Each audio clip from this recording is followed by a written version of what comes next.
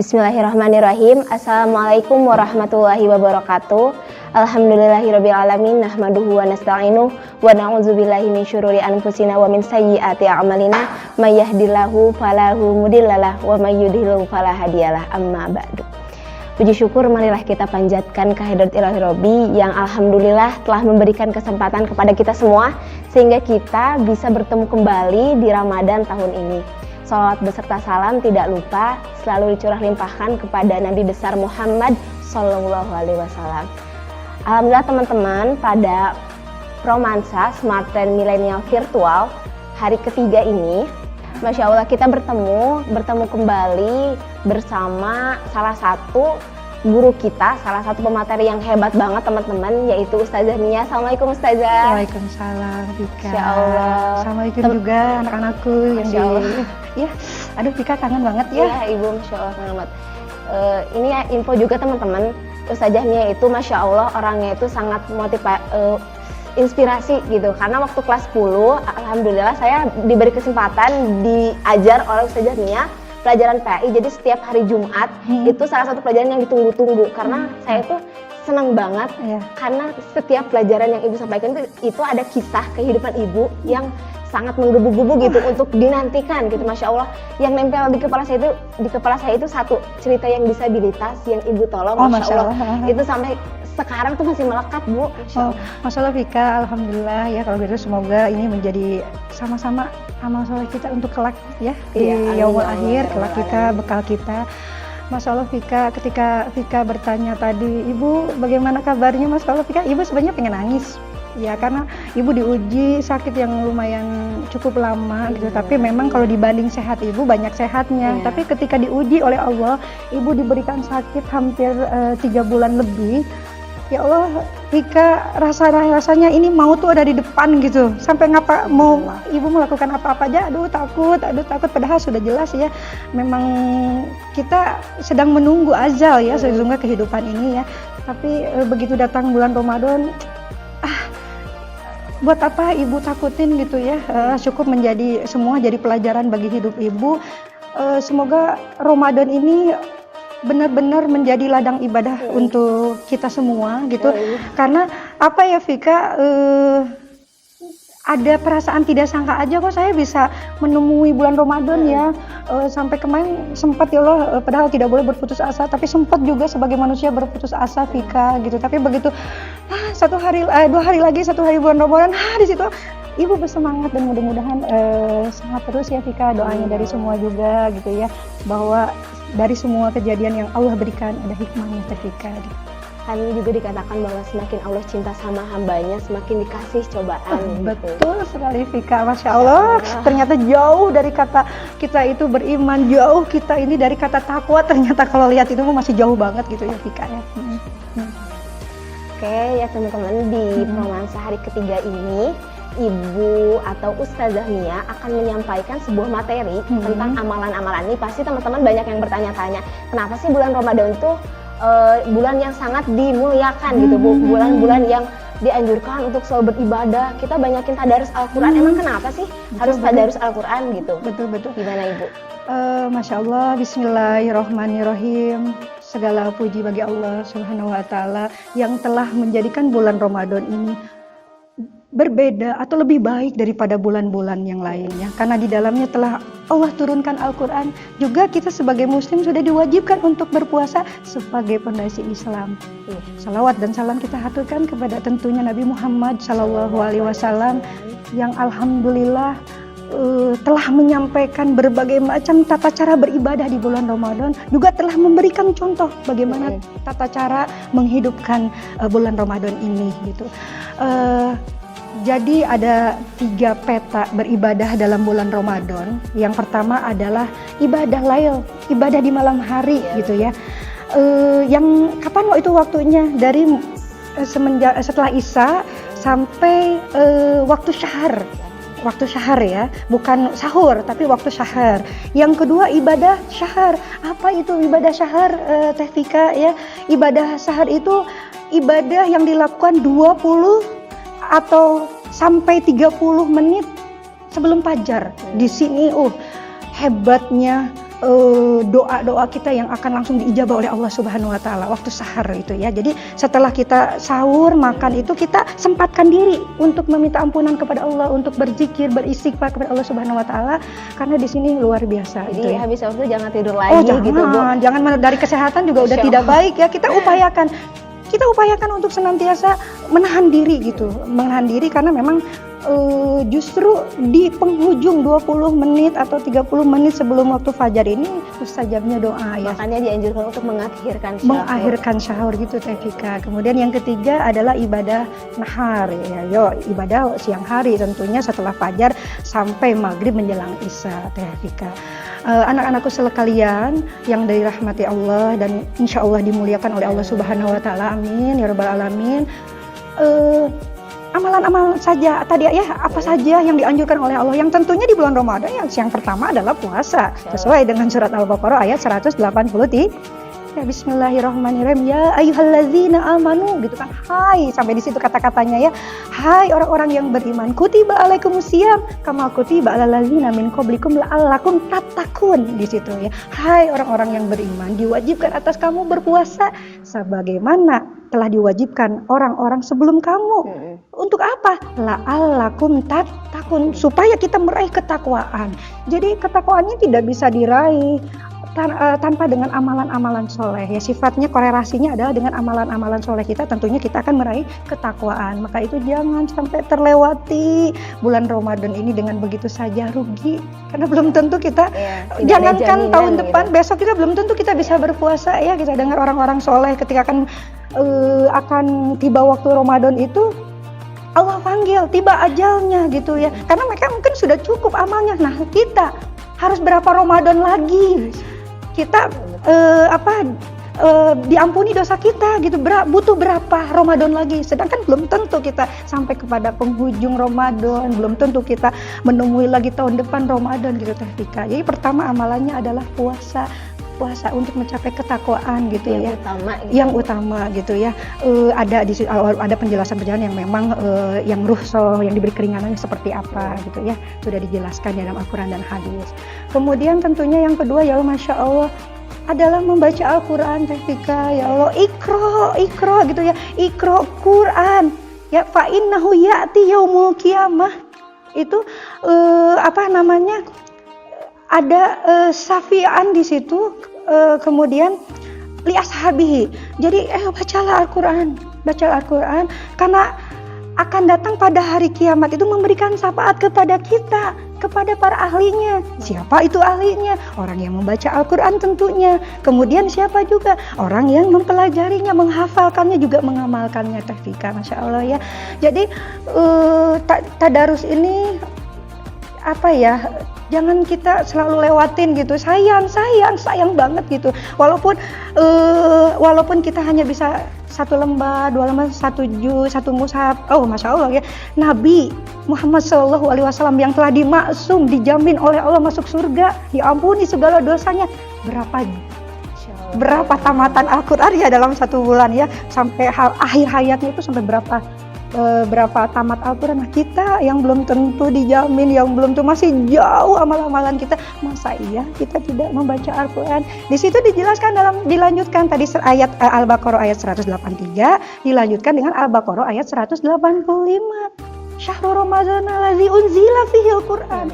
Ya Masya Allah, bulan puasa, bulan Ramadan ini bulan di mana diturunkannya Al-Quran, hudal linnas, petunjuk bagi manusia. Masya Allah, petunjuk bagi manusia, bayanatul huda wal furqan, dan menjelaskan di situ jelas ya, dan menjelaskan tentang petunjuk-petunjuk itu, wa furqan, pembedaan antara hak dan yang batil. Bagaimana Al-Quran itu jadikan pedoman bagi hidup kita, supaya memang hidup kita itu ikut maunya Allah gitu.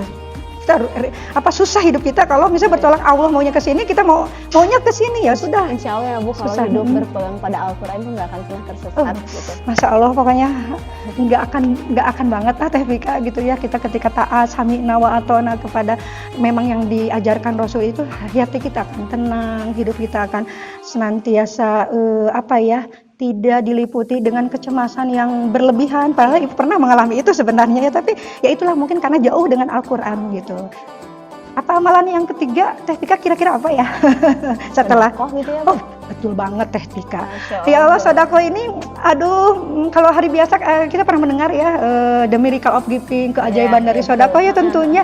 Tapi memang di sini Allah memberikan suatu yang luar biasa karena berlipat pahala tersebut Teh Tika. Jadi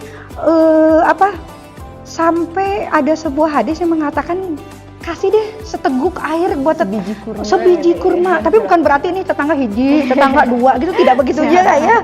Bukan begitu. Tapi itu kan ada makna kiasan ya, yang artinya memang sampai sodako ini atau infak kita ini harus kita rencanakan gitu. Harus kita rencanakan dan kita harus paksakan.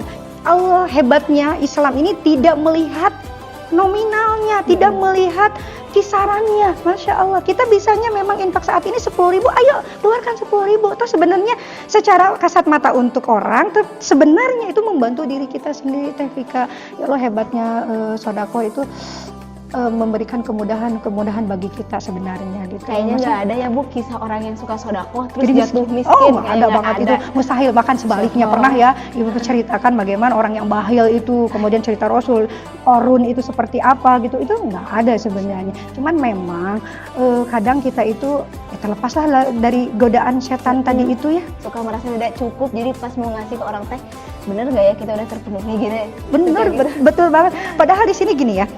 Ada kan gini, diriwayatkan oleh Abu Hurairah radhiyallahu anhu bahwa Rasulullah SAW itu memberikan kabar gembira kepada para sahabatnya. Di sini kan koja Ramadan, telah datang bulan Ramadan, syahrul mubarak. Bulan yang penuh dengan kebarokahan.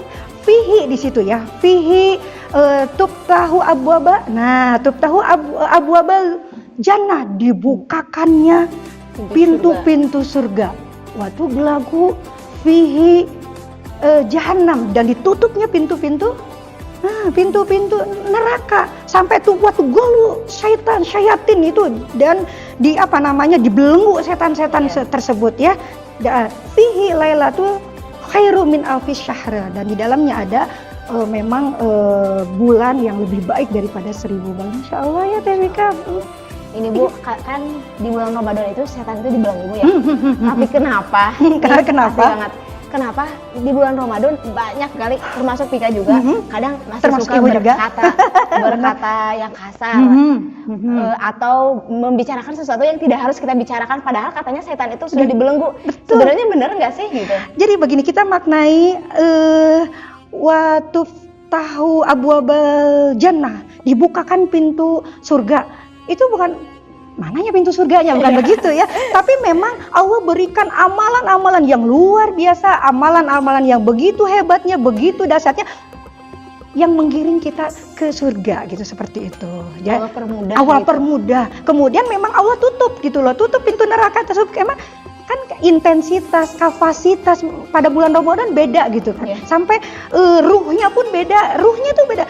Tiba-tiba saja tergerak hati orang untuk menyimpan makanan di depan masjid, betul nggak? Tergerak hatinya untuk seperti tinggalin tarawehnya, ketinggalan tarawehnya, sampai ada ruh-ruh yang memang Allah berikan luar biasa dan beda di yang lainnya.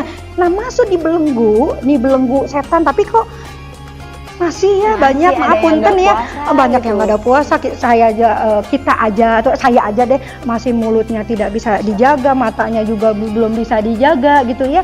Tapi kok di situ ada tugliku gitu ya, si setannya itu dibelenggu. Maksudnya karena intensitas kapasitas kita itu berlomba-lomba dalam kebaikan, berlomba-lomba kita untuk tadarus gitu ya, mencari pahala yang sebesar-besarnya, maka setan itu terbelenggu gitu.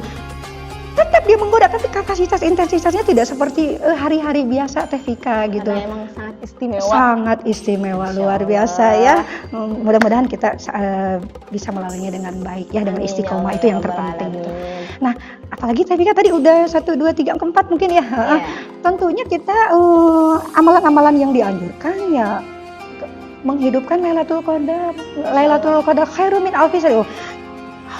Min alfius, lebih baik dari 1000 bulan Teh Vika. Dengan bagaimana ya? Dengan tadarus, berzikir, mendekat diri kepada Allah.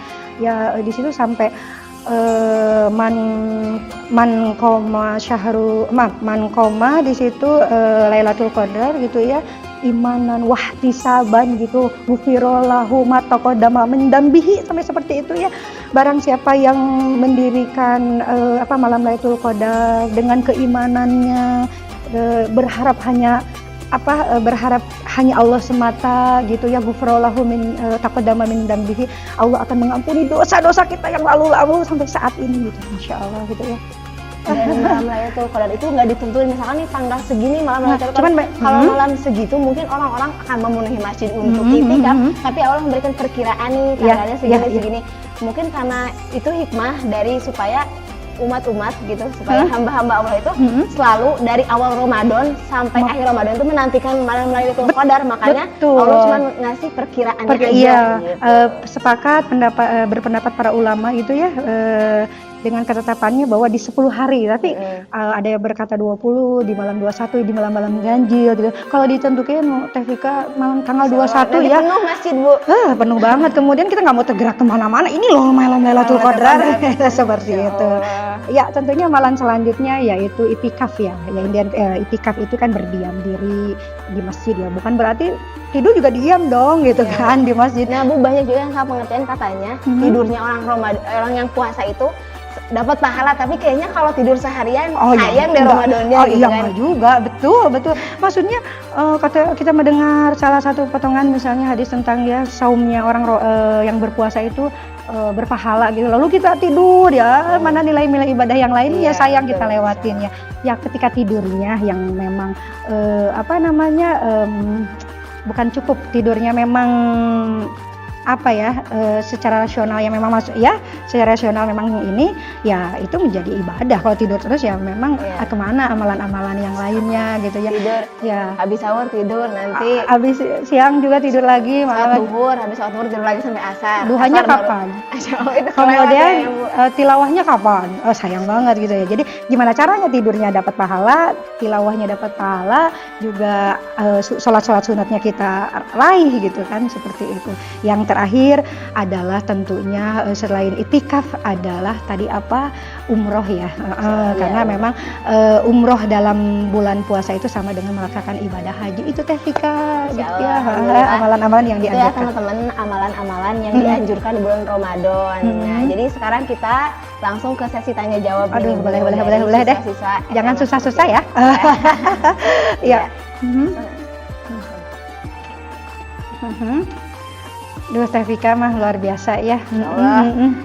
Ini Bu, pertanyaan pertama dari Bella Benia Akhiri 11 IPA 7 gini Bu. Assalamualaikum, izin bertanya ya Bu, bagaimana penjelasan tentang ada yang berspekulasi katanya sholat itu penting atau yang penting sholat gitu.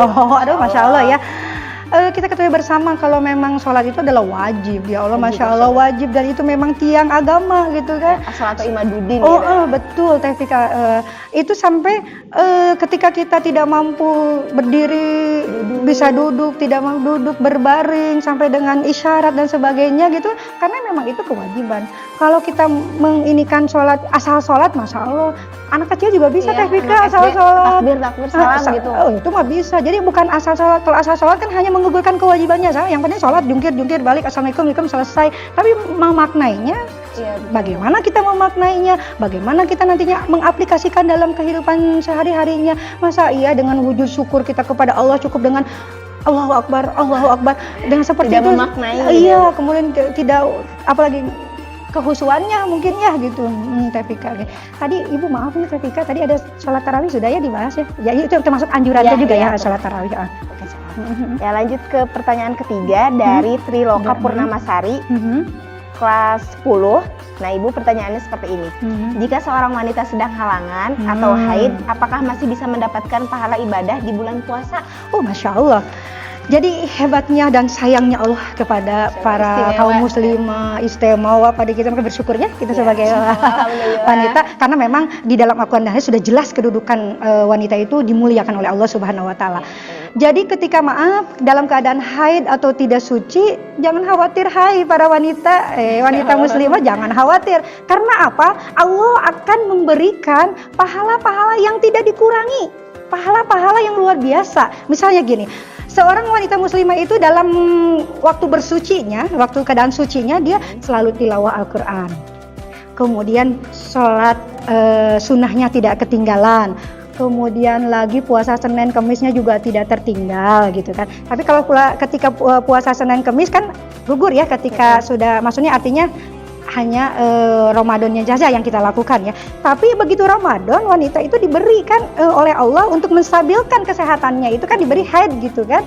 Nah itu lalu nggak bisa puasa, mana dong amal saya. Ternyata Allah berikan ketika dalam keadaan tidak sucinya dia selalu tilawah, maka ketika dalam keadaan maaf ya, dalam keadaan tidak sucinya, misalnya dia tidak keadaan suci, ya Allah, jika maaf, dalam keadaan sucinya selalu melakukan amal-amalan yang ibu sebutkan tadi itu, maka ketika tidak sucinya itu pahalanya terus, saya bilang. Dia seperti yang dia lakukan, pahalanya tidak terkurang sedikit pun. Jadi dia suka tilawah dalam keadaan sucinya, tidak sucinya pahala tilawahnya juga ada, Tevika. Kemudian ketika dia selalu mengamalkan misalnya sholat duhanya, kemudian waktu ini tidak bisa melaksanakan sholat duha, ya itu sholat ada pahalanya, karena memang luar biasa, Tevika. Ini pengertian fikih untuk wanita yang memang sangat luas ya, Tevika. Jadi jangan sampai ini haknya wanita, haknya laki-laki itu ditukar, jangan dibalik-balikin. Ada haknya wanita, kewajiban laki-laki bukan ditukar-tukar, yang laki-laki pengen dipeminimkan, dilembut-lembutan, suaranya itu dilemah gemulai, digemulai-gemulai. Sebaliknya perempuan ya pengen digagah-gagahkan secara fisiknya, suaranya juga pengen diseram-serangkan. Itu sudah menyalahi kodrat Allah Subhanahu wa taala, karena wanita sendiri sudah diberikan kemuliaan Allah Subhanahu wa taala gitu. Jangan khawatir, tapi ada Kak, jangan lupa dalam keadaan tidak bersuci atau haid itu bisa berzikir, tetap berzikir, beristighfar, berdoa di 3/4 malam masih bisa, itu kita lakukan. Ini Bu, ada pertanyaan yang terakhir nih dari Firly Pradisa, kelas 11 IPA 2. Aduh, Firly, ini kebayang Firly wajahnya. Ya duduk di depan kan dia. Duduk di depan. Ini Bu pertanyaannya. Apakah benar atau boleh mencicipi makanan atau bahkan sampai mengunyahnya, tetapi dengan niatan hanya dalam rangka sekedar mencicipi gitu? Ibu-ibu betul kadang takut nggak pas gitu, suka ada yang cuma dicolek nanti diludahin lagi, itu gimana Bu? Jadi gini, dalam puasa itu ada 3 amalan ya, yang amalan yang disebutkan amalan zaid, amalan yang memang diperbolehkan gitu, tapi memang dikerjakan tidak mendapat pahala, tidak dikerjakan pun memang tidak dosa. Artinya zaid, amalan zaid itu seperti misalnya berkumur waktu ketika wudhu kan. Jadi ketika berkumur wudhu ya tidak dapat dosa, tidak ini kan. Nah seperti divaksin nih gitu kan, itu zaid gitu, kecuali disuntiknya itu untuk menambah tenaga, energi, dikasih vitamin C. Nah itu tidak boleh, maka jatuhnya makruh. Ya, nah kemudian ada amalan makruh gitu. Nah amalan makruh itu tadi itu mencicipi makanan gitu, takut keasinan. Itu makruh sebenarnya. Kalau makruh itu kan sesuatu yang memang tidak ada dosa, tapi Allah tidak suka, Nabi pun tidak suka seperti itu. Kemudian ada yang terakhir adalah amalan yang memang dianjurkan seperti bersiwak, waktu itu seperti itu. Jadi alhamdulillah teman-teman, cukup ya sih tanya jawabnya, meskipun kita masih pengen banget bincang-bincang lebih lama lagi Ibu, karena kangen banget udah lama ketemu. Tapi apalah daya gitu, kita harus tutup acara ini dengan pembacaan hamdalah bersama. Alhamdulillahirabbil alamin. Semoga ilmu yang Ibu bagikan kepada kita semua bisa bermanfaat dan bisa kita amalkan. Amin ya rabbal alamin. Amin ya Allah ya rabbal alamin. Nah Ibu, terakhir ada acara penyerahan souvenir dari DKMTM. Masya Allah, subhanallah. Apa nih? Ini rezeki berkah Ramadan ini salah satu ya. Jazakumullah khairan katsir ya para DKM. Semoga jadi nilai ibadah untuk kalian juga, ini bisa berkah untuk ibu dan kita semua. Semoga kita ilmunya berkah Ibu. Ya, untuk kelas 12 yang mau NSPTN, kita kelas 10 ketemu ibu kelas 11, kita tidak bertemu lalu tiba-tiba kelas 12 ya, mudah-mudahan apa yang dicita-citakan juga tercapai. Terima kasih banyak ya Tika dan anak-anakku sekalian, semua dirahmati Allah. Amin ya Allah ya. Ya, assalamualaikum warahmatullahi wabarakatuh.